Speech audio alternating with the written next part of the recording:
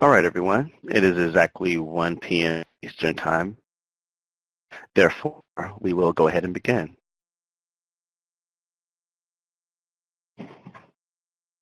Again, good afternoon, everyone, and thank you for joining us for today's webinar, Spotlight on Family Engagement in Youth Resources. This webinar is brought to you by OJJDP's Juvenile Justice Systems Improvements Promising Practices. My name is William Moore, and I am with the National Training and Technical Assistance Center, and as your technical host, I would like to take a couple of minutes to discuss a few features of the Adobe Connect webinar platform and provide a few announcements to keep in mind. Please note that this event is being recorded and will be published on NTTAC's YouTube page. The webinar recording will be archived on NTTAC's YouTube channel, where you can also view past webinars. For the event transcription and supporting materials, please contact the OJJDP NTTAC Help Desk. For those wishing to download a copy of the PowerPoint slides and other important documents, you may do so by locating the handouts pod directly above the chat area. Here, you will also find an FAQ for webinar participants that will likely address technical-related questions. Click on the file name, then click on the download button.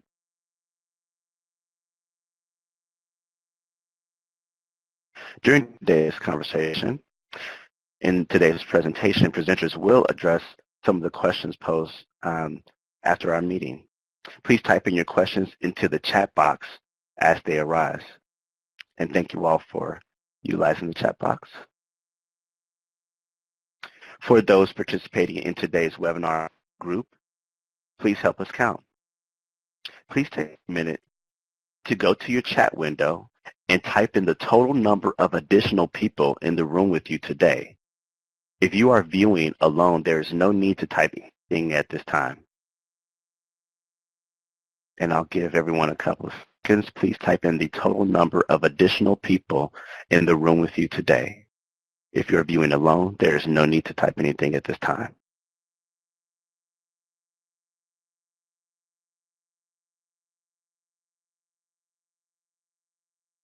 Following today's webinar, attendees will be sent a certificate of attendance. This certificate is sent approximately 1 hour following the conclusion of the event and is sent via an Adobe Connect thank you email. Please keep an eye out in your email for your certificate. Please note that participants who are only registered and signed in will receive the certificate of attendance.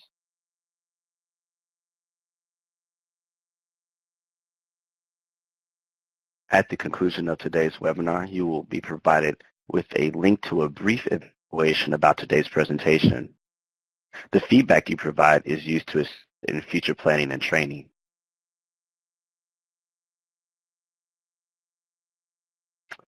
I will now turn today's webinar over to our moderator, Eugene Schneeberg, for today's webinar. Thank you. Thank you, William. My name is Eugene Schneeberg, and I'm the project director for the OJJDP-sponsored Promising Practices Initiative. It's my pleasure to be with you all today, and we're in for a real treat as we have some extraordinary subject matter experts from localities throughout the country that are going to share with you. A little bit about my background. Prior to my role as the project director for this project, I served at the Department of Justice as the director of the Center for Faith-Based and Neighborhood Partnerships at DOJ. And prior to that, I helped to run a faith-based nonprofit headquartered in Massachusetts that helped young people transition from juvenile detention facilities back into the community, helping them to find jobs, mentors, get back into school, etc. So our agenda for today is really exciting. The webinar is supported by the Office of Juvenile Justice and Delinquency Prevention, which is the juvenile justice arm of DOJ. OJJDP has supported numerous juvenile justice system improvement efforts within states, local communities, and tribal jurisdictions. And so you're going to hear from some extraordinary panelists. As I said, we're also really fortunate to have a parent on the line of a system involved young person, and they're going to share some of the insights and how they've been benefited from family engagement efforts in their jurisdiction. And then we'll make room for question and answer. For you also, as William indicated, you can use the chat box. We have each of our presenter bios, full bios in the handout pod. If you want to go and check that out, you can as well. So again, thank you so much for your participation. As I said, OJJDP has been supporting the systems improvement work for some time and supports states' work to improve outcomes for youth in reentry, pre and post-release, in several areas including community supervision, multi-system efforts, raising the age of criminal responsibility, as well as enhancing youth access to justice within the juvenile justice system. Now, a number of these OJJDP system improvement efforts have incorporated strong threads of family engagement. And it's because of that consistent theme across efforts that we decided to focus today. And so these family engagement efforts ensure that the transition that youth make back into their homes are aided by their family to help them navigate through the juvenile justice system and afterwards. The OJJDP strives to strengthen the juvenile justice system's effort to protect public safety, hold offenders accountable, and provide services that address the needs of youth and their families. Today's webinar will highlight the work of several states and organizations that have undertaken efforts to engage families in youth reentry efforts. Our guest speakers will highlight efforts within their states or locality around youth reentry work, and they'll discuss the lessons that they've learned and the effective strategies that they've used to engage families. Our speakers will identify ways in which increasing family engagement has in turn enhanced youth accountability and has helped youth and families to succeed in the community following their commitment. So I'm thrilled to introduce our first presenter, Ashaki McNeil. Ashaki is the program manager at the Virginia Department of Juvenile Justice, where she manages the development and implementation of statewide reentry service delivery systems. Prior to her work with the Virginia DJJ, Ashaki worked as a program analyst and disproportionate minority contact coordinator with the Department of Criminal Justice Services. And prior to her work there, she spent more than a decade working with the Department of Juvenile Justice and Correctional Education. So Ashaki, the time is yours. Thank you. Good afternoon, everyone. Hopefully everyone can hear me pretty clear. As Eugene said, I am Ashaki McNeil, Program Manager for the Reentry Unit in Virginia's Department of Juvenile Justice. And today I will share some information around Virginia's transformation efforts that led to improved partnership and engagement with families of youth who are committed to DJJ. So how did this work begin? In 2014, DJJ was awarded a reentry systems reform planning grant to assess our current reentry practices. While a number of good things came from that planning grant, there were two major themes that contributed to our reform around family engagement. The first was the development of a reentry task force, which included representatives from all of the child-serving agencies in Virginia. And the second was a contract with evidence-based associates to look at our existing reentry practices and to make recommendations on how we improve our system. So the Reentry Task Force was made up of agencies such as the Department of Social Services, mental health, every system that would be involved with the family and a young person when they're in the community. That task force gave us the leverage we needed to build partnerships with agencies whose mission, again, is to serve all children and families. In May of 2015, EBA, Evidence-Based Associate, completed a system assessment which includes findings and recommendations that were based on the Council for State Government's core principles for reducing recidivism and improving outcomes for youth in the justice system. I think someone has their phone that's not muted and we can hear the coughing.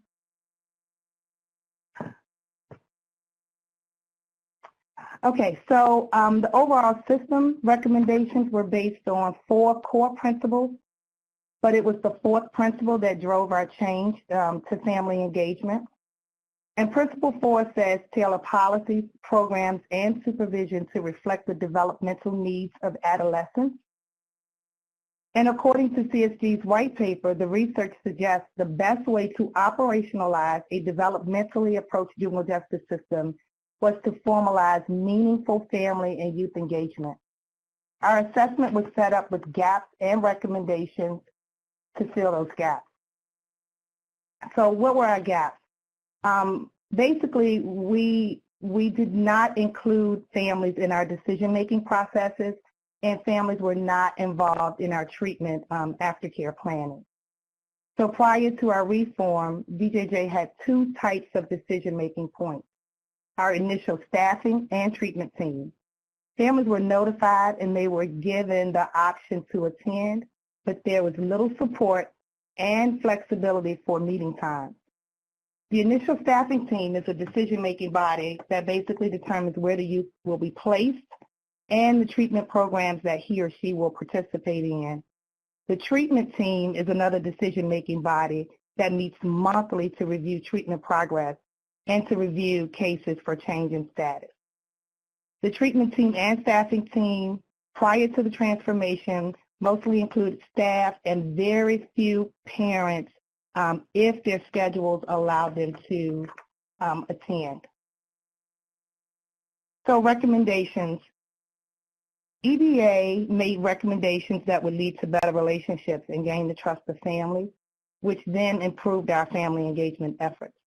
So our first recommendation was to increase supports for face-to-face visits. We partnered with Assisting Families of Inmates, which is a nonprofit organization in Virginia, James River and Van Gogh bus companies, and we provide free transportation to families. The pickup spots are in designated areas throughout the state, and depending on where the family is traveling, we offer that opportunity every other week or once a month. The second recommendation was to hire a full-time family engagement coordinator. Hiring a coordinator would give more priority to the work, and you would have a designated person to work with families. So in 2017, we hired a full-time family engagement coordinator. Her responsibilities include staffing our family engagement committee, which consists of youth representatives, family members, and staff.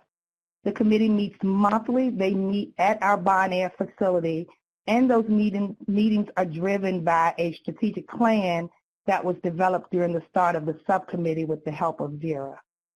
The family engagement coordinator also serves as a point of contact for families, and she manages our ongoing family engagement efforts to ensure the partnership with families is sustained. The third recommendation was to develop tools to track and utilize data on family involvement. So DJJ's system is pretty top-notch, but what we did not have was the ability to track family involvement through visitation or participation in these decision-making meetings. So we added that feature to our existing system, and we can now track family visits and participation, and most importantly, we use that information to initiate contact with families who are not participating in meetings and to identify youth who do not get visits. To meet the fourth recommendation, we added meetings to intentionally engage families in reentry planning from the beginning of commitment. When a youth is first committed, there's an initial family meeting that takes place prior to the youth leaving detention. That meeting is intended to engage families early on, explain what the court order means, explain the commitment process, and to hear the family's expectations, goals, strengths, and concerns regarding commitment. We also use this time to identify other natural supports who might want to be a part of the young person's life while they're in commitment. Once the youth is placed, there are ongoing monthly treatment team meetings that occur. The parole officer and the counselor now work together to schedule a meeting time that is convenient for the family, and we offer resources to ensure their attendance and participation. Those resources might come in the form of a parole officer providing the family with transportation, or the counselor working to make sure that there is a phone in the room to have it available for a family to call in. And most importantly, we changed our procedures to make families a member of the treatment team, which then ensures they have a voice. So it's important to note that while evidence-based associates recommendations certainly led our reentry reform effort, we were also afforded the opportunity to work with multiple partners at one time, and those partnerships also played a vital role in our transformation effort. And that includes Vera Institute for Justice, NEEKC, and the Missouri Youth Services Institute. So we realized to be successful with family engagement, we had to focus not only on the positive development of the young people in our system, but also on building stronger relationships with families and developing and sustaining staff who serve them. So with the help of NEEKC, we adopted guidelines, guiding principles to meet the needs of both staff and youth. And those principles include ensuring youth and staff feel safe. Youth and staff need to feel connected to supportive and caring adults. And we wanted to make sure that youth and staff have goals to strive towards. And then most importantly, youth need to perceive their environment and interactions as fair and transparent. And we needed to make sure that staff feel they are treated fairly as well. So focusing on the development and sustainability of staff means we had to find ways to improve interaction amongst staff, youth, and their families. Vera's Institute for Justice trained our staff on the Juvenile Relations Inquiry Tool, and it basically works with youth to identify other natural supports that from the community that could be of support to them during their commitment and or when they return to the community. We also transformed our housing units inside of Bonaire facility to adopt Virginia's version of the Missouri Youth Community Treatment Model.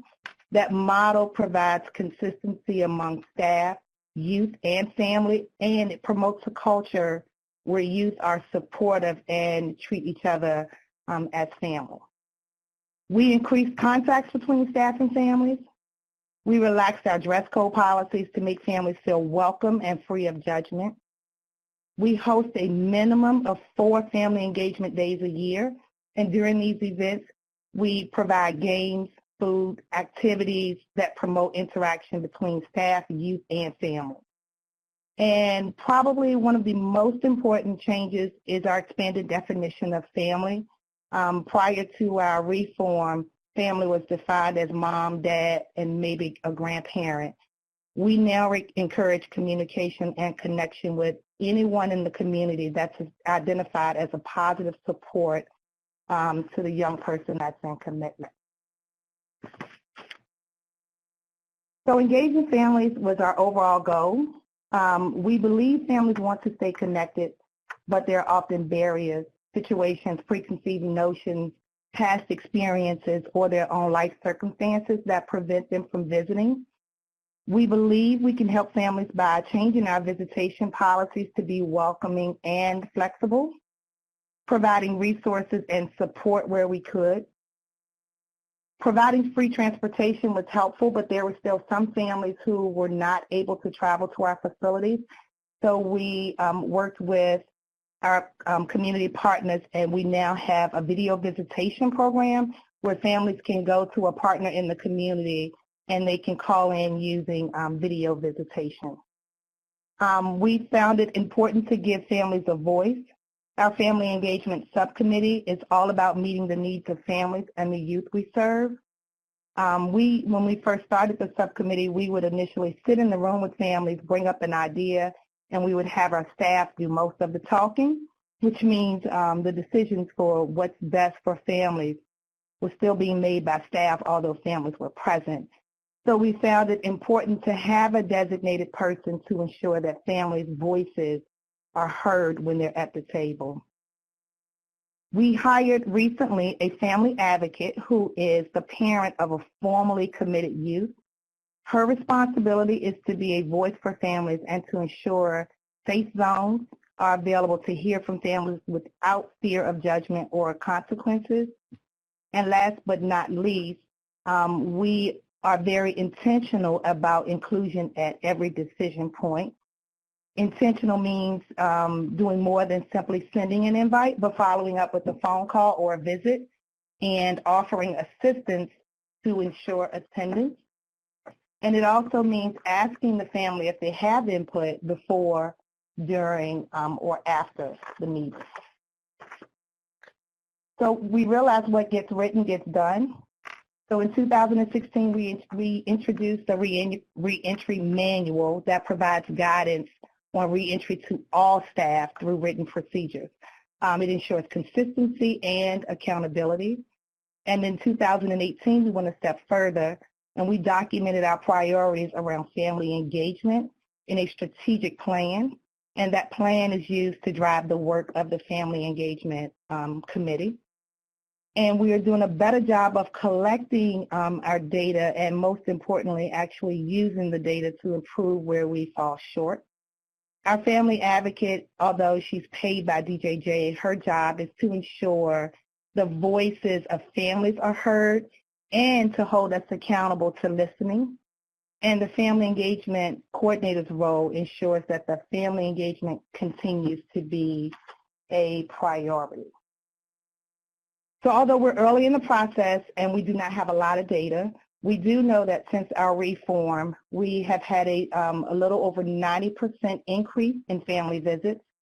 56.3% of those visitors were parents or guardians. We have had improved staff, juvenile, and family relationships.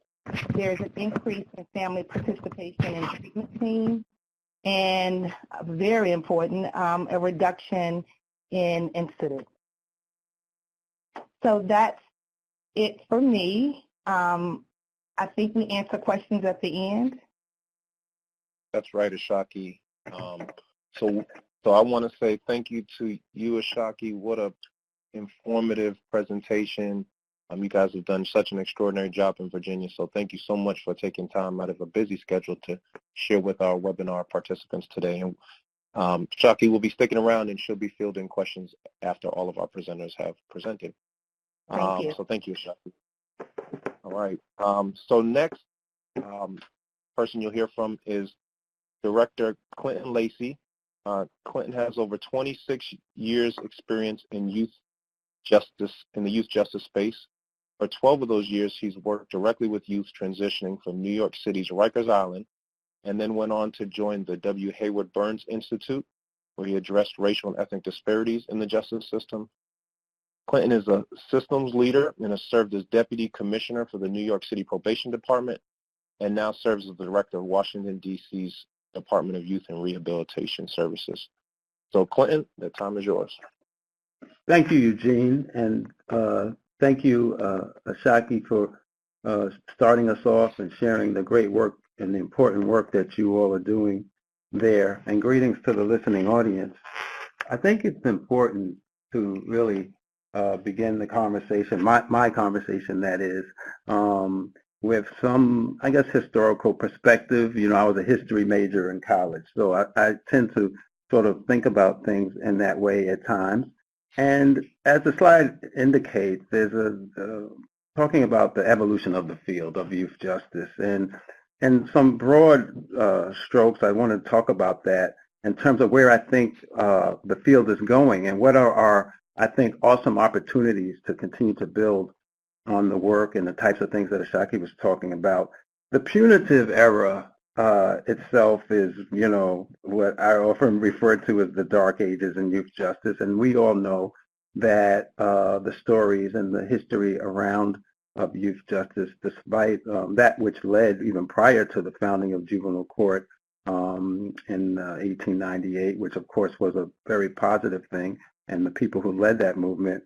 But even leading up to that, and then even after that, we know the stories of real punishment-based work, and of course the racial and ethnic disparities that characterize the justice system in terms of assumptions and beliefs around Native youth, around African American youth, around Latino youth, and around otherwise marginalized young people. And so as time would go forward, in the reform era, which I sort of refer to as like the Enlightenment, when there was started to be a shift from those more harmful, overtly ugly and hurtful and harmful practices to, kinder, gentler, I would say smarter, more research-based, evidence-based approaches, which of course has been very important, so evidence-based programs and more emphasis based on educated and trained staff.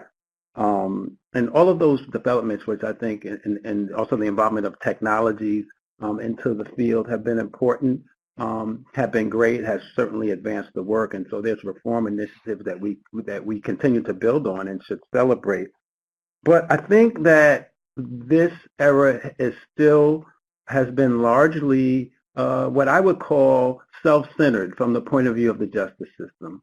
That the justice system and agencies have sort of focused on themselves. That is, the system's wherewithal, its ability, its technology, its apparatus, its equipment, its people to do a job, right? To do what it's been asked to do or told to do. But I think it's worthy of a critique, and I think we could push ourselves to even evolving past this smarter, kinder, gentler reform era, because I think it's been, despite the advances, it's been limited because it really has struggled to engage families and communities and partner with them in a way that can really advance the work. And so without those voices, without those experiences, without that expertise involved, even at the level of the policy table, I think the advances have been limited. And I think, if we think about the critique of the justice reinvestment initiatives, how, funds have been reinvested from incarceration and what have you, but have sort of remained within the apparatus of the justice system, but haven't reached the communities where the youth and the families most impacted, most in need. It hasn't reached their communities. It hasn't reached those people doing the work on the front lines, in those very neighborhoods. And so I think as we move forward to a transformative era, then that's exactly what it means, that we begin to seek transformation through a new approach with a new level of value placed on families and communities, and those very challenged families themselves, right? Those whose youth who are brought to us from the courts to rehabilitate, to reform, to serve, that they have a critical role to play and that we can be more intentional about it. And I think it raises a question about our very identity. Sometimes in a struggle, one might say to someone, who do you think you are, right? Who do we think we are, the justice system? But I think we should ask ourselves that in the most positive and the most constructive way. How do we define our identity and our purpose? And I think that if we can move beyond, and I think it's critical that we do move beyond an identity that defines us as the rehabilitators, the reformers, the fixers, or whatever language we may use, and that we are the sole source of that medicine, of that treatment, of those services. If we can shift our identity from seeing ourselves as the sole or primary place where the healing, growth, development, and rehabilitation would take place, and start to see that, in fact, it's really going to have to take root back in communities, and it's going to have to empower and involve families and neighborhoods and grassroots leaders to be part of that. I think that will represent a shift in our identity of how we see our role, and we can start to see ourselves in a different way. I think, lastly on this slide, that the punitive era was one in which the system did to people. I think that the reform era is more where we've done for people, but I think the transformative era moves us to doing with people and real positive and meaningful partnerships. And so the village, that we all agree and talk about, it takes a village to raise a child. But I think that raises two really critical questions. One is, what is the justice system's relationship to that village?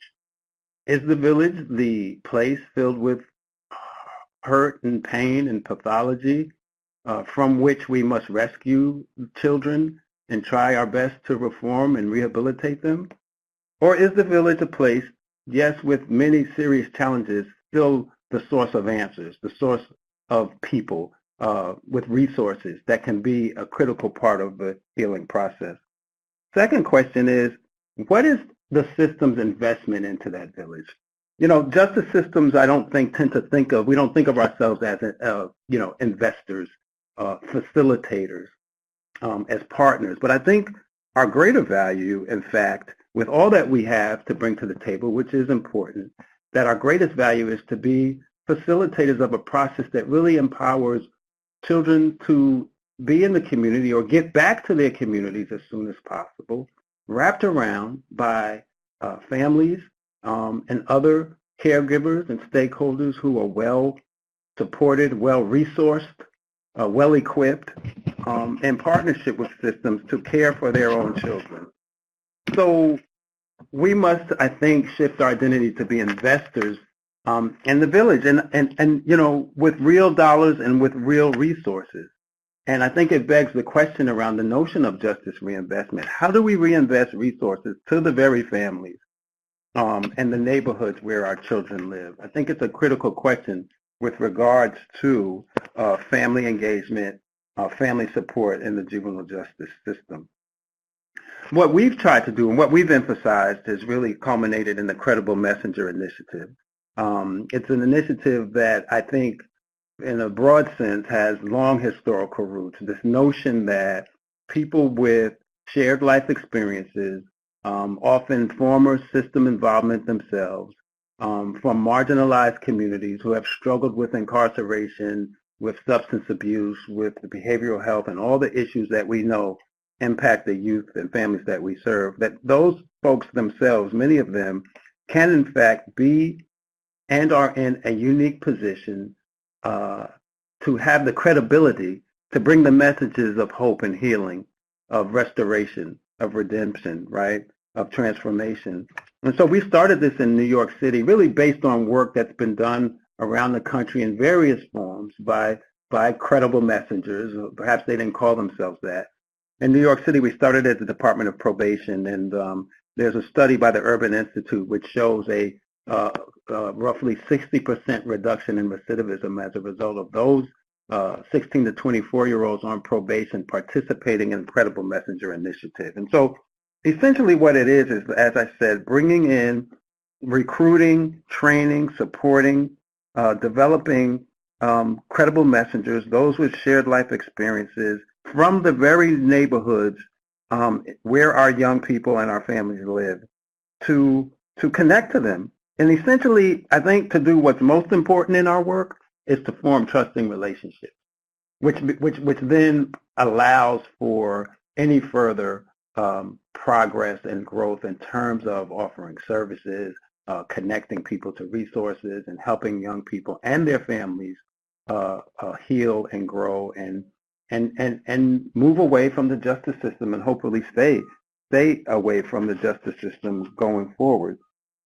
And so this has included parents. Our Credible Messengers and the initiative that we've started here in Washington, D.C. has really evolved and advanced what we did in New York in the sense that we have credible messengers now we have parents who are credible messengers.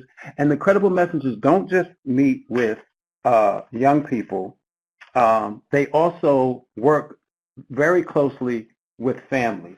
So if we look at the core components of this initiative, it's really about group work as well as, individual transformative work. And we have many stories to tell, much of which is being documented in an evaluation that's being done around both crisis intervention, the 3, 4 a.m. phone calls that intervene into what could be potentially very dangerous, even deadly situations, to helping to heal family rifts, to proactive engagement of support and encouragement and helping young people and their caregivers navigate processes, navigate systems, trying to help them stabilize and then helping them move forward and equipping them with the tools to be the healers of their own children, to take care of their children, to take care of their neighborhood. So it's really about building community capacity And so through group work, through individual work with youth and parents and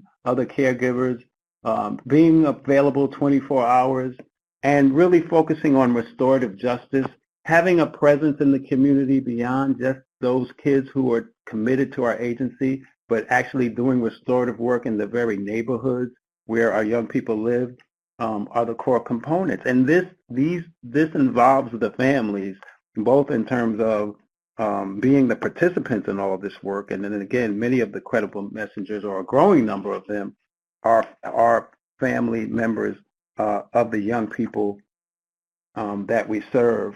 And so, again, back to this notion of a transformative era. How do we transform not just the lives of the young people, which of course is our major charge and our major mission, certainly credible messenger and community capacity building, we believe, is doing that. But it's also transforming families, right? Transforming communities. And so I think that broader approach is what's critical if there's going to be any sustainability of progress and opportunity for our young people. It's transforming credible messengers as well in their lives. Now we have marginalized people who have purpose, who have, in our case, full-time jobs doing this work, working for nonprofit organizations with whom we partner in the community.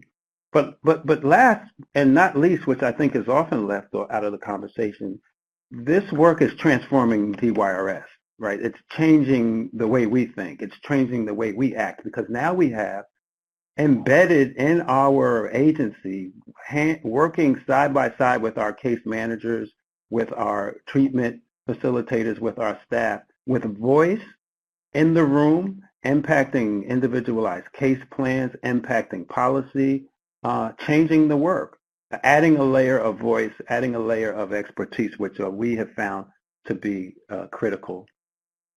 And of course, the question is around this and any such initiative is how do you pay for that? Like, how do you invest? We have a $3.5 million credible messenger initiative here in DC with some 60 to 70 credible messengers working with youth and families around the clock. And we have self-funded this through our budget. In New York, we were the benefit of a windfall of dollars through the Young Men's Initiative, millions of dollars that we've got through Bloomberg Philanthropies and Open Society Institute. Here in DC, we have done this through repurposing and reinvesting our dollars from our own budget. We have decreased spending on out-of-home residential placement for our children who had historically been sent not just to group homes locally, but around the country. We've drastically decreased the utilization of residential placement, and for those who do go, for shorter lengths of stay. And we've been able to reinvest and repurpose portions of that money back into the community in the form of credible messenger initiative. And so this for us is representative of our effort to both change our sense of who we are and what we can do with regards to partnering with community and investing, putting our money where our mouth is, so to speak, and really taking what we think are initial steps towards building community capacity to take their rightful place in the scheme of youth justice. And I think that rightful place is to be respected, empowered, and resourced partners in healing and supporting the growth and transformation of our young people. That is the last slide for this portion of the presentation, and looking forward to ongoing conversation. Wow. Well, thank you, Clinton. The work you guys are doing in DC is just extraordinary, and we're getting a lot of great questions in the chat box, so keep them coming. Thank you for your leadership, both in New York and now in our nation's capital, and just extraordinary to hear about the investments you're making and the transformation that's going on. So looking forward to a robust discussion during our Q&A. So thank you, Clinton. Thank you. Next, and last but certainly not least, our last presenters are Monica Southwick and Bahaja Kaur. Monica is a licensed mental health counselor who currently serves as the Family Engagement Specialist for Roxbury Youthworks, Inc. in Boston, Massachusetts. Roxbury Youthworks is a community-based nonprofit that partners with the Department of Youth Services in Massachusetts to help youth caught up in cycles of poverty, victimization, and violence to help them transition successfully to adulthood. Before coming to this role, Monica worked as a clinician for DYS, as well as in community mental health. Now today, as I said earlier, we have a real treat. We have that parent voice represented on our webinar today. With Monica is Bahaja Kaur, who is the parent of a child involved with the Department of Youth Services. Bahaja is here today to talk about how Roxbury Youthworks has helped her help them navigate their child's time with DYS. Bahaja would like others to know that with faith and support, our children can overcome anything. And just before you go, Monica and Bahaja, full disclosure, I grew up in Roxbury, and my mom actually used to work for Roxbury Youthworks in the 90s. I know you didn't know that, Monica, but certainly a big fan of your work, and really looking forward to your presentation. So Monica and Bahaja, the time is yours. Thank you very much. Welcome, everyone. Thank you for joining. Okay, let me get rolling. So as was just shared, I work for Roxbury Youthworks, Inc., and we partner with the Department of Youth Services. And this is just a little bit about us, but really just wanted to highlight our mission is to, as was said, help youth caught in cycles of poverty, victimization, and violence to transition successfully to adulthood. And these are just some of our principles as an agency. So social justice, quality relationships, respect, understanding, integrity, success, love, and caring. And so I am what's called a family engagement specialist within DYS. And there are 5 of us for the regions across Massachusetts. I work in the metro Boston area. And what our role is, I really see it as twofold. So one, that we support families throughout their youth involvement with DYS. So that may look like attending meetings, connecting to resources, assisting with referrals. I really describe myself when I introduce myself to families as really a family go-to. And the second piece of that is I work with the teams that work with our families. So caseworkers, district managers, we also have youth support as well. So working with each of those individuals to really help them best serve our families. And really the role of the family engagement specialist and the goal of this is to help enhance family engagement efforts. In the metro region specifically, we do this in a few ways. So we have parent groups. I'm going to talk a little bit more about our offering in a few minutes.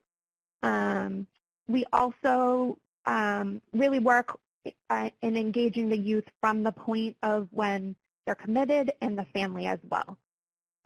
In addition, we have 5 district offices, community offices, and we do a lot of family engagement events there throughout the year as well. And lastly, and I'm going to talk about this next, is attending initial home visits and any other relevant home visits with caseworkers. Okay, so the goal of the initial home visit, this is when the youth is first committed. They will be in an assessment program to decide where they'll be going for treatment. And so the caseworker and myself will go out, and really the goal is to help to get to know the family. And so really, how can we best support the family? Things like, so when I go to meet a family, what I may typically be asking is, what are their best hopes while their youth is involved with us? What are they hoping to get out of that? In addition, how can I help them stay connected to their youth? So do they need transportation? Can I help them by attending meetings? Because I think our system can be relatively complicated. So really helping our parents navigate that and understand what the goals are within DYS. In addition, I really like to focus on what the resources need, because I think if we're helping the families and we're helping them to get what they need, that's a really key piece in preparing for youth coming home. So it may be just that the family needs me to identify resources. I may be going out with them and helping them connect to those resources. And something unique in the metro area is I also have a parent partner who works part-time with me. So she is a parent with lived system experience. And the goal is, with my role and with hers, we can work in tandem to really increase family engagement efforts. Okay, as I spoke to, we have 2 different parent group offerings, and Parent Cafe is one of those. So Parent Cafe, as it says, is the strengths-based system for parents and caregivers that helps keep children safe and families strong. We really like this group because I think it's both parents are able to receive the support of other parents, but they're also learning as well in the group. For each group, we offer transportation to and from, we have a meal, and we have childcare. We find those things are so important. And each group, we're going to focus on a different protective factor. I like to bring a really hands-on activity, and many times something that the parents can bring home as well, a collage, something like that. And the protective factors, as I was alluding to, are parent resilience, positive social connections, concrete support in times of need, knowledge of parenting and child development, and social and emotional competence of children. So we highlight a different protective factor each week, and I really try to bring something very practical and tangible to help learn. We also offer Parenting Journey. Parenting Journey is a 12-week structured curriculum. Roxbury Youthworks, we run both Parenting Journey 1 and 2. So there's 2 parts to this. And these groups really help parents reflect on how they were parented and how this in turn impacts their parenting. And they also really focus on future goals and helping parents create tangible steps to achieve them. One other aspect of family engagement in the metro region is we have a family advisory council. And these are made up of parents who have had youth within the DYS system, as well as some professional co-chairs. And we meet bi-weekly, and parents are able to really provide suggestions to DYS around how to further enhance or expand family engagement. One thing the Family Advisory Council was able to do was to create a definition of family engagement in their view, which was passed on to DYS. We also host a yearly symposium each year on different topics relevant to what families need.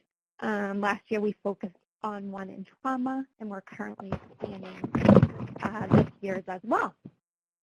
And now I'm going to just pass on to Bahaja Kaur, who is our parent, and she's going to share a little bit with you about her experience.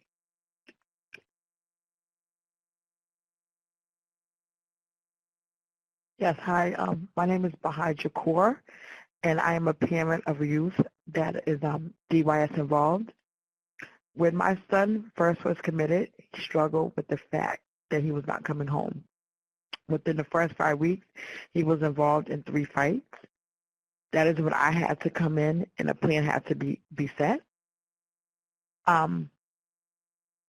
I would like to say that I have a very strong team. I would like to say that they have from the beginning made sure that I was involved with any crisis that my son had.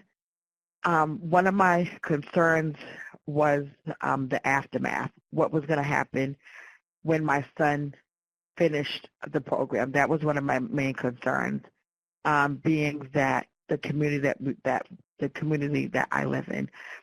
So my team was helpful with identifying an independent living program, which now my son is at, where he's living at. Because one of my biggest fears was safety. That was one of my biggest fears, my son's safety. To date, my son is in an independent living program. He has successfully went back to school as well as held down not one but 2 jobs.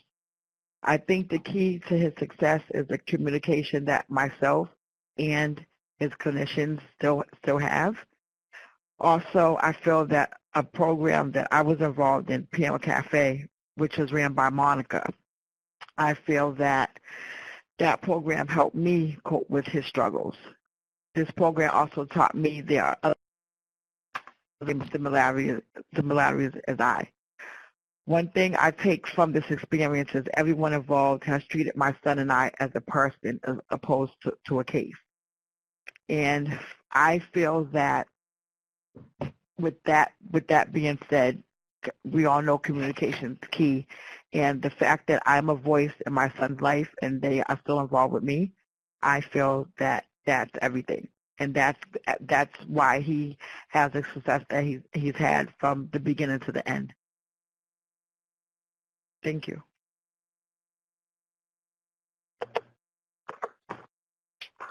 Awesome, awesome. Thank you, Bahaja.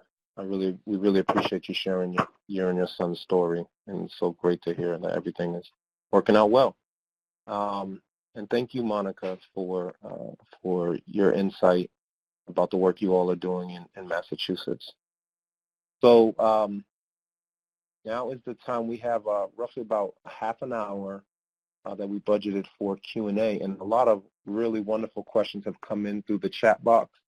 And I'm going to serve as kind of the moderator of this Q&A session. If you have questions for our presenters, this is the time to ask them, and we will get in as many questions as we can over the next 30 minutes or so.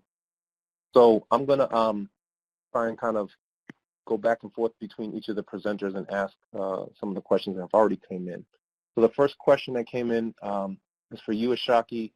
You mentioned the fact that you have a family engagement coordinator that you guys have brought on, and the question is this person an impacted individual? Yeah, so I think you know what I mean. Say that again. Is she impacted? Yeah, are they a family member, or do they have some sort of connection to the youth themselves? Okay. So we have 2 positions. We have a family engagement coordinator who is not who has no experience or contact with the system, and then we have a parent advocate, a family advocate who is the parent of a youth who was formerly in our system. Okay, great. Thank you for making that. Okay. It does, yeah. Thank you for making that distinction. All right, the next question is going to go to you, Clinton. The question is, can you talk more about the restorative justice work in the communities and how has this been facilitated? Well, one of the issues that, certainly our youth and families are facing, and, sadly and tragically, we've been touched. By that, I mean young people who have been involved with DYS have been hurt and some even killed, and violence that's taken place in neighborhoods, which is, obviously like the worst event, worst in the spectrum of the challenges and the horrors that people are facing, right? And so what we have here is not traditional gangs as much as more community neighborhood beefs between neighborhoods that go back in time, that go back another generation, in fact, generations of back to even, when there was more sort of drug-related conflicts and what have you. But with that said, there's conflicts persist, and young people are high availability of weapons, and obviously real challenges and real tragedy has continues to hit the district, and I'm sure this is true in other jurisdictions. And so our credible messengers, in addition to being transformative mentors in the lives of our youth and families, are also people rooted in communities. Many of them themselves were out there in those streets 20 years ago, and know the roots and the complexity of a lot of these beefs that take place, that the kids themselves don't really understand. They just know that this area doesn't like that area, and this block, is at war with another block, and those kinds of things. And so the credible messengers intervene, and have even intervened in a proactive sense, helping our young people resolve conflicts, squash beef, to use the colloquialism, to mediate situations on an individual basis, but then also proactively working in communities to build peace, right? To break down what's causing these cycles of violence and cycles of revenge. And they've even been able to do what we've called peace circles, where we've engaged neighborhoods in conflict and brought the actual players to the table to begin to work with them and to replace what they believe they have, or all that they see that they have, with real opportunity and resources. And I think our credible messengers are through a restorative process, right? Restoration. There's been harm done. There's history of harm. So how do we unpack that, repair, and restore? And so that's the work that they're doing in actual neighborhoods. And we'd like to do more of it and hope to expand that work. We also go into the jails. The credible messengers go into the local jail to work with the young people there. The tends to be the younger populations. On, again, resolving issues. So much of the reentry conversation that's often left out is the actual conflicts and issues that folks are facing when they come home, right? So it's not just about where will I work, how will I get an education, which are critical questions, but it's also about, are there unresolved conflicts, are there issues that we need to know about so that we can think those through, if we can possibly mediate those situations. So that's the restorative justice role that our credible messengers are playing. One example of it, I would say. All right, great. Thank you, Clinton.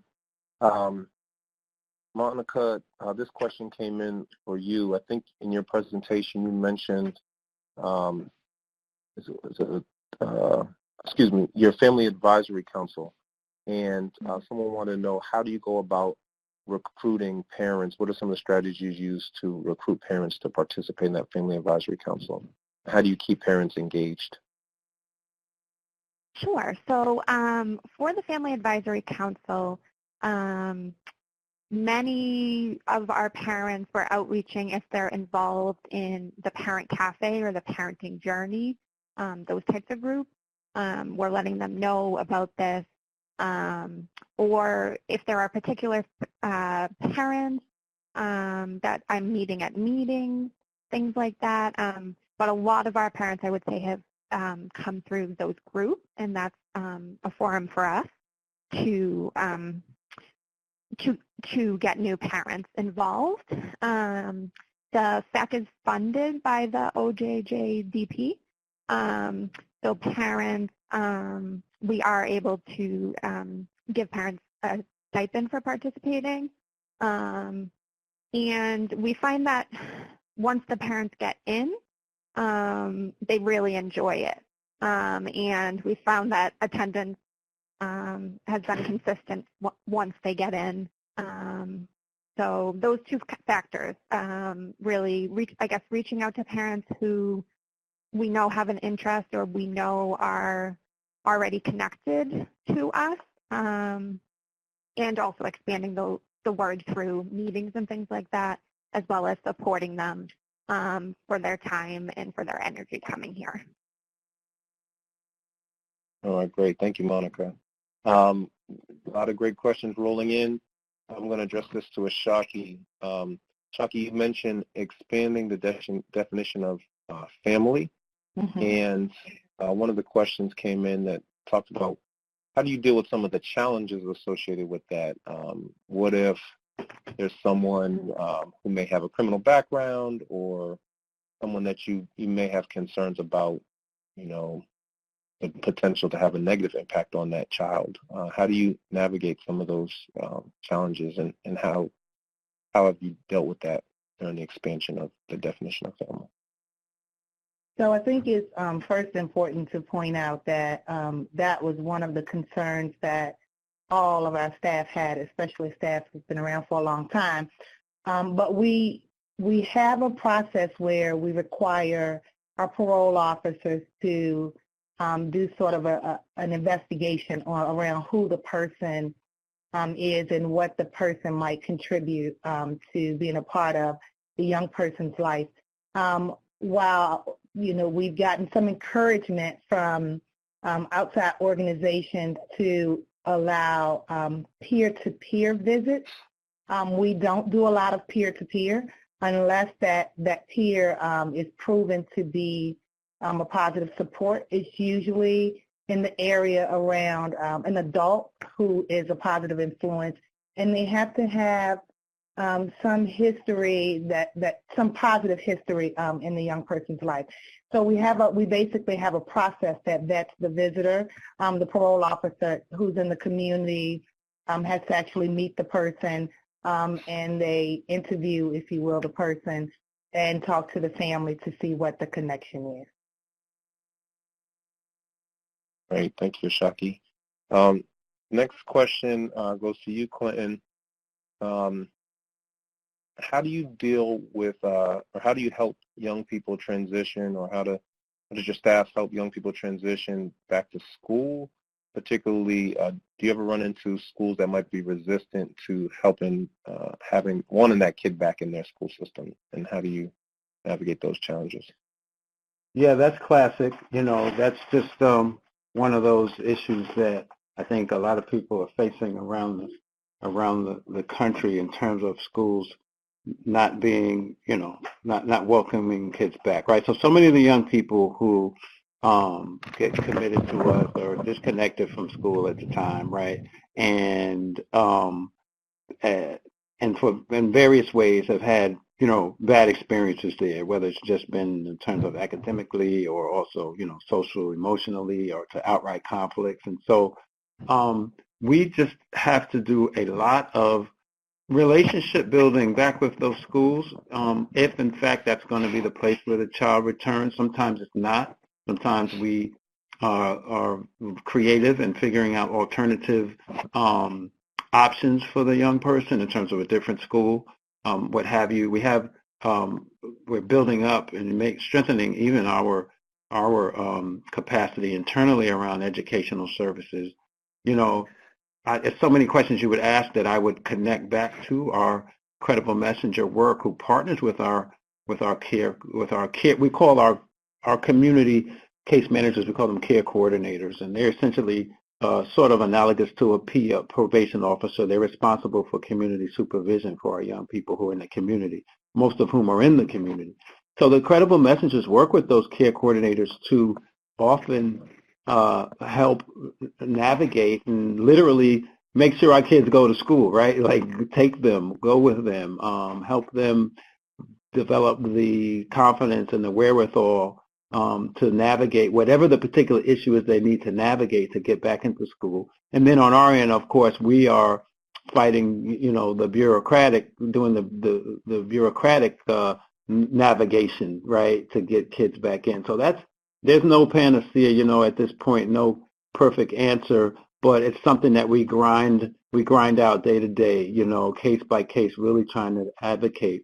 I do think, though, one thing I would layer the conversation with regards to education and court-involved or system-involved young people, those in the community, and I think this is true as well as those who are in secure settings, is that there is adequate attention paid to and investment in, you know, the social, emotional, and other factors that really are prerequisites to any kind of academic achievement, right? And so I guess that's pretty obvious to us who do the work, but it's something that systems aren't always built for, right? And so we really try to be intentional about making sure that our young people have what they need in order to even succeed in school once we've been able to open the door to get them in. Great. Thank you, Clinton. A question came in for Bahaja. Question came in and says, you spoke about how communication is key. This individual would like to know kind of what forms of communication were most helpful and did you utilize? Was it by phone, email, face-to-face, or another means? So, Bahaja, what type of communication did you find beneficial for you?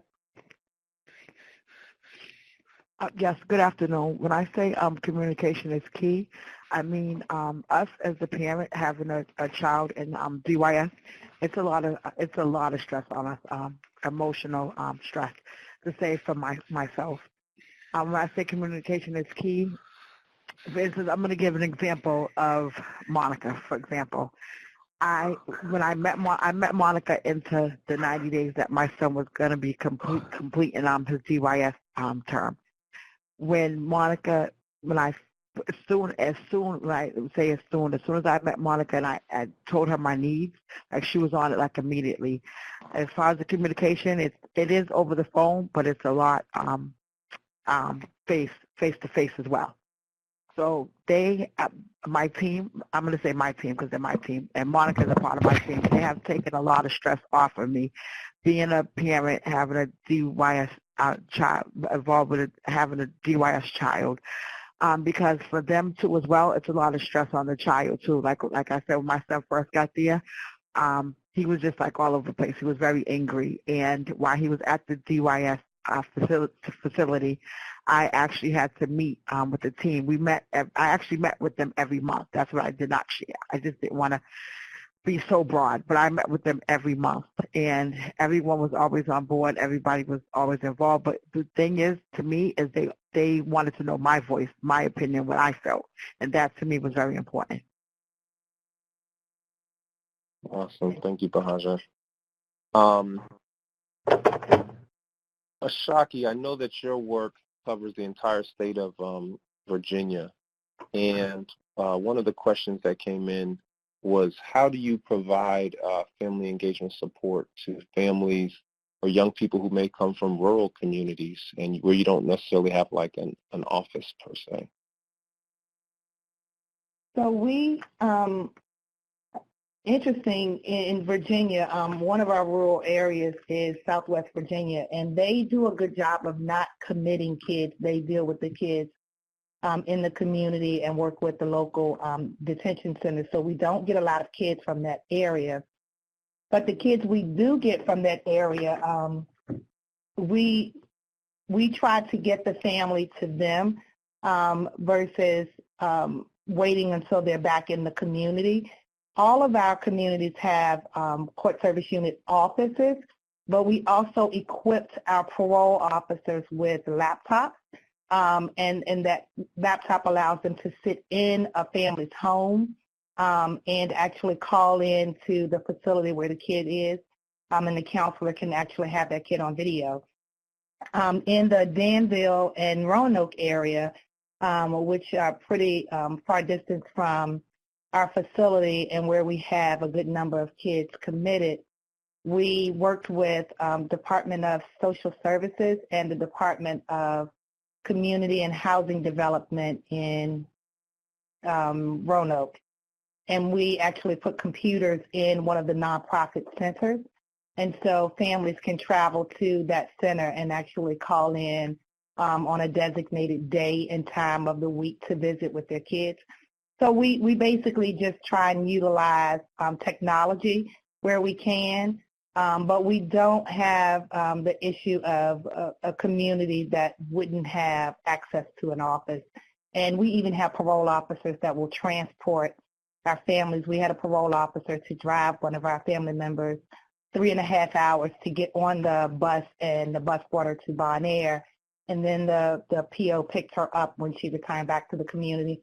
So a lot of it, like I said, is making sure that our staff are on board. We had to change the culture of our staff, the way they think about family members, because we can't do the work without the parole officers and without the staff that work in the facility. Okay, great. Thank you so much. All right, so again, a lot of really exceptional questions have come in. Taki, we'll stay with you. You mentioned utilizing the JRIT tool that Vera, I think, developed.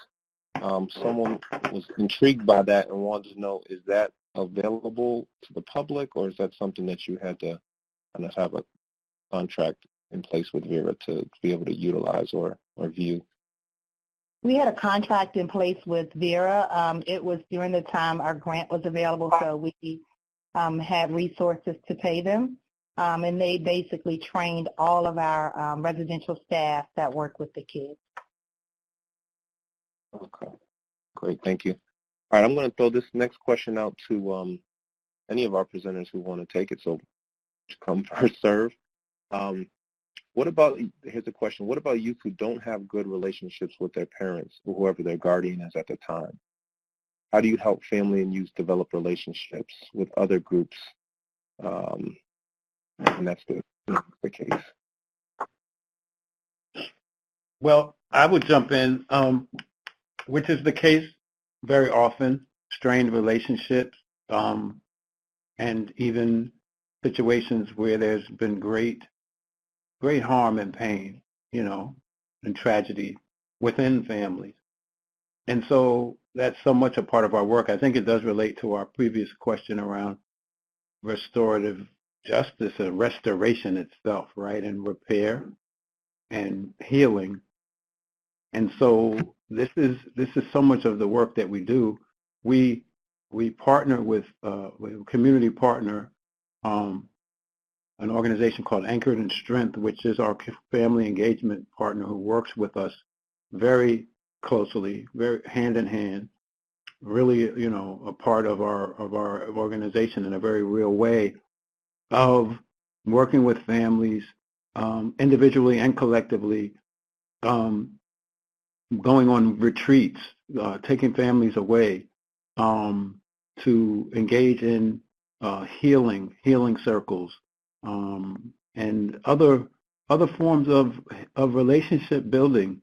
Some of the work is certainly, much of it is informed by what we know via research and science around social work and around psychology and what have you.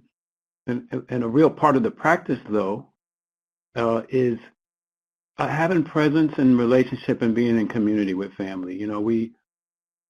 We cry with them, right? We eat with them. We laugh with them. We have relationship. That presence, that trust building, that process is a very important part of what we do. So it's not just sort of traditional sort of facilitated didactic services and classes and curriculum, that has its place for sure, but so much of it is being in community and really, we have grandmothers and other caretakers who will tell stories and very honestly talk about how initially there wasn't trust with us. They weren't interested in hearing what we had to say or what our approach was or our intentions.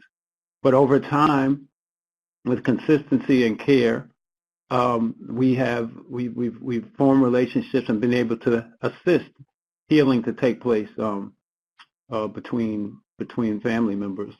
This might be a great opportunity, I think, on this question just to use what I call the L word, and that is that we, love, that we think we sort of we're unashamed in claiming that and stating that as the principle upon which we build our work, and that that's a part of our approach, that we do what we try to do and try to facilitate and support what any family needs to do when it's challenged, right?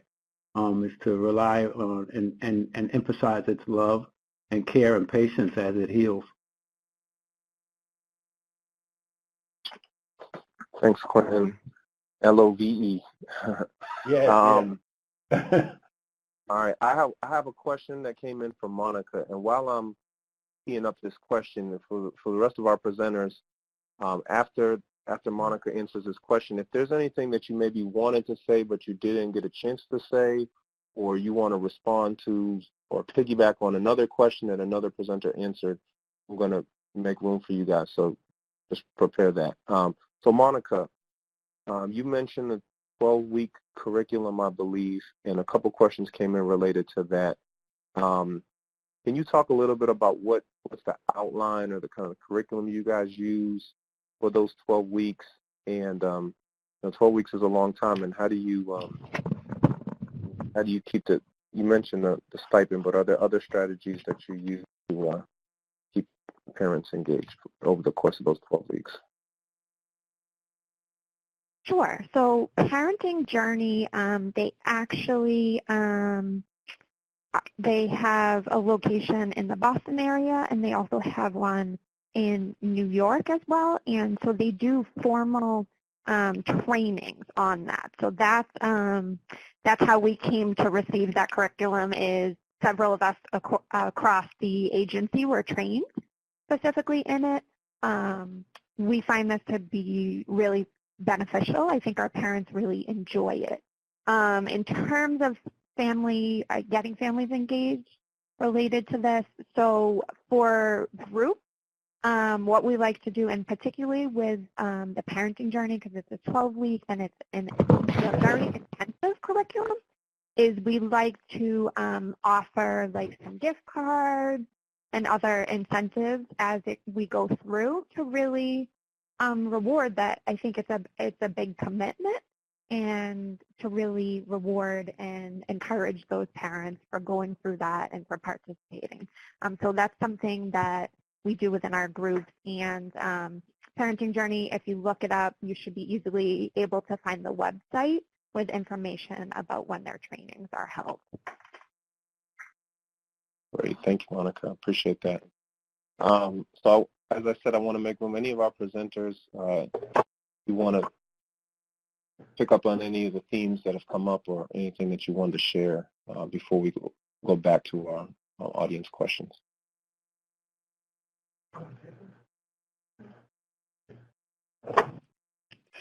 Yes, hi. This is Bahar Jakor. I'm the parent. And I just want to say thank you for having me, for hearing my voice, and for hearing from a parent's perspective, from a parent's point of view. Thank you very much. Thank you, Bahaja. Well, the timing is perfect because I'm coming back to you with our next question.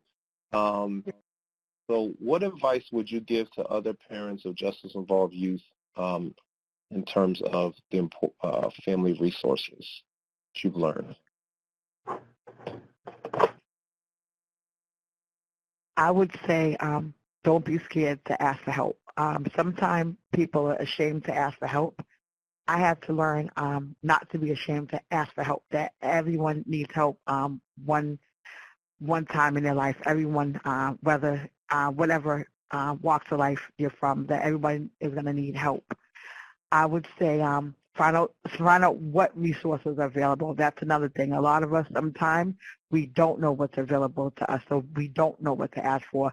So ask questions, That's something that even, for example, when you go to the doctor, they say, do you have any questions? Ask questions. There's no such thing as we know as a dumb question. Ask as many questions because that's the only way you are going to be able to learn. Like I tell my children, when they leave for school, learn something new every day.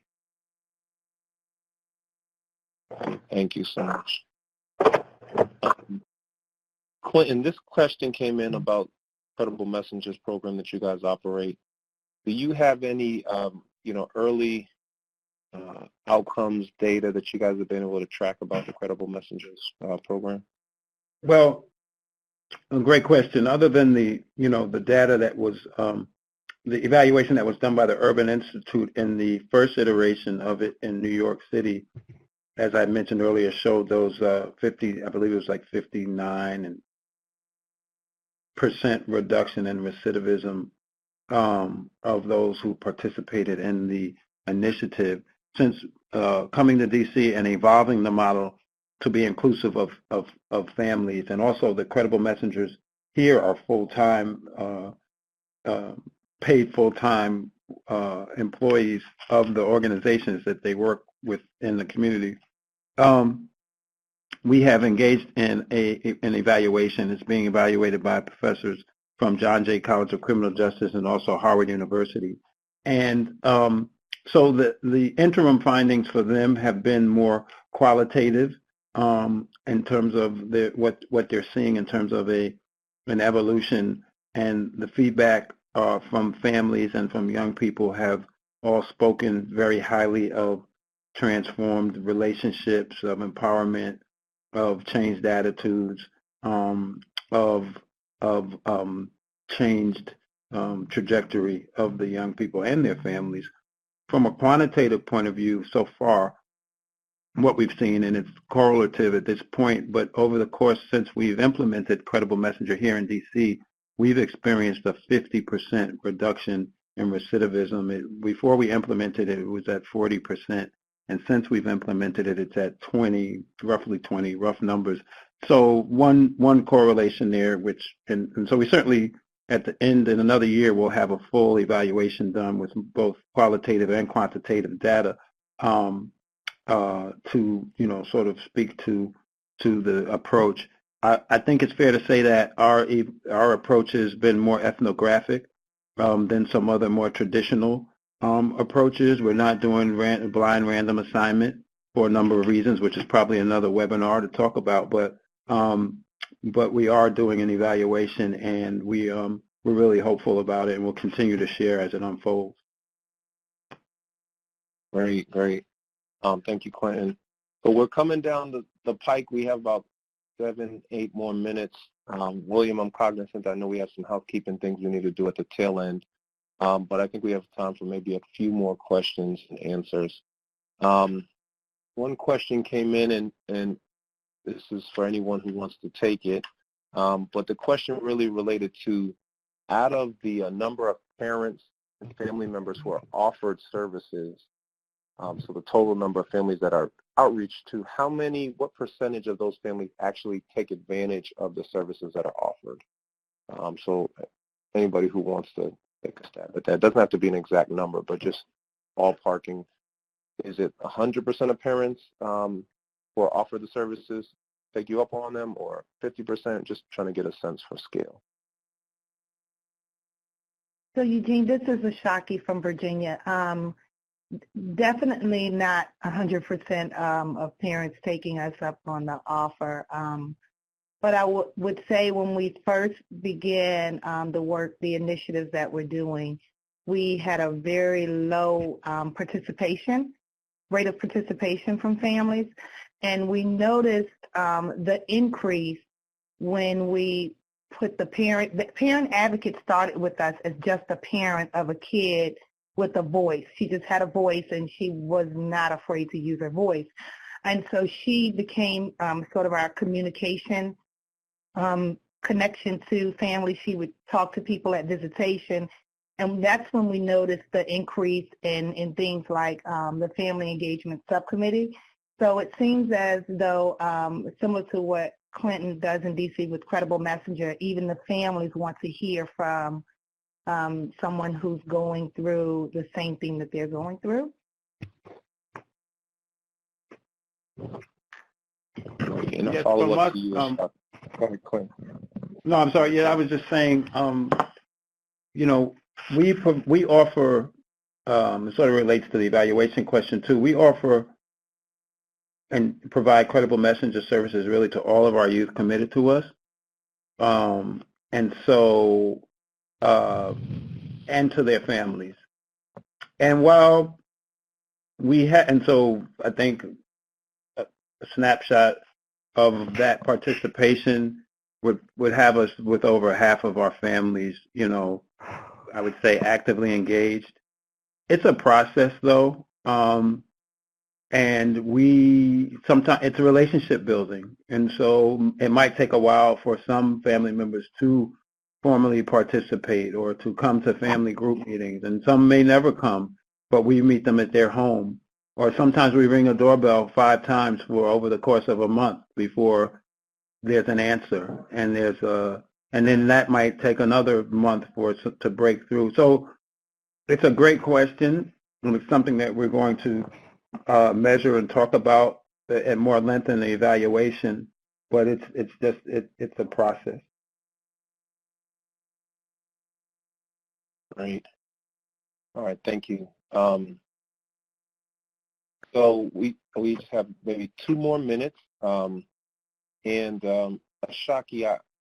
you presented for a roundtable we had not too long ago in D.C., and you mentioned your work with the Virginia Fatherhood Initiative, and I was wondering if you or other presenters are interested in talking about your work to specifically engage fathers of the children in your care. So we don't have a formal relationship with the Fatherhood Initiative. We have some of our localities that have Fatherhood Initiative programs that work with our court service unit. What we have in Bonaire, in our facility in Bonaire, is a fatherhood group. It's a program that supports the young men who are fathers. They have, different events that encourage the mother of the child or some other support to come in with the child, and they go through relationship building, how to, spend time with the child, and even how to communicate with the child, as well as communicating with the guardian of who that child might be. So we don't at the state level partner with the Fatherhood Initiative, but our court service units who are at the local level have those relationships when the youth are back in the community. Great. Thank you so much, Shaki. All right, one last question, and the question is, how do you provide support to kids who may be kind of dual sentenced to maybe the Department of Corrections as well as the Department of Juvenile Justice? Are there any different approaches that you take with working with those young people? So this is Shaki again. We have a memorandum of agreement with the Department of Corrections, and if they are being released to community supervision under the Department of Corrections, the agreement allows our reentry advocates to continue to work with them while they're on supervision in the community, because we offer more intensive services. We also have started a practice of going back to our judges and asking our judges to release the youth to our supervision and then transfer them over to adult supervision once they've completed services. If it's a young person that's going into Department of Corrections commitment, we have a memorandum of agreement that allows a committee or a treatment team to come together to plan for things like program involvement when that young person goes over to Department of Corrections. All right. Well, I want to thank all of our presenters. Unfortunately, we can't take any more questions, but I'm going to turn over to our webinar moderator and coordinator, William, who's going to give you some final instructions. So, William, the time is yours. All right, great. Thank you, Eugene, and thank you very much for everyone who's joined us for today. I just have a few last-minute announcements for you all to keep in mind prior to your departure. Please remember that you are able to contact NTTAC through the website displayed on this slide. You can get up to date on the latest information by signing up for NTTAC's TTA listserv as well, where you'll find out about great webinars like the one we had today. Also, don't forget to check us out on Facebook at OJJDP TTA.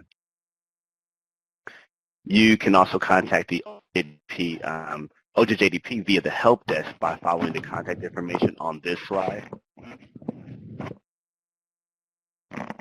And do you have a TTA need? Well, then please submit a request for help via the OJJDP's TTA 360 platform through the link displayed on this slide.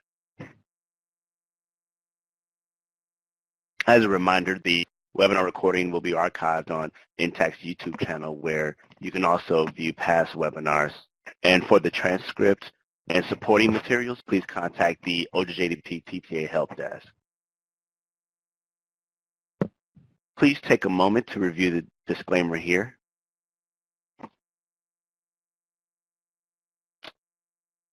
And lastly, we would appreciate it if you take about 5 minutes to complete the webinar evaluation.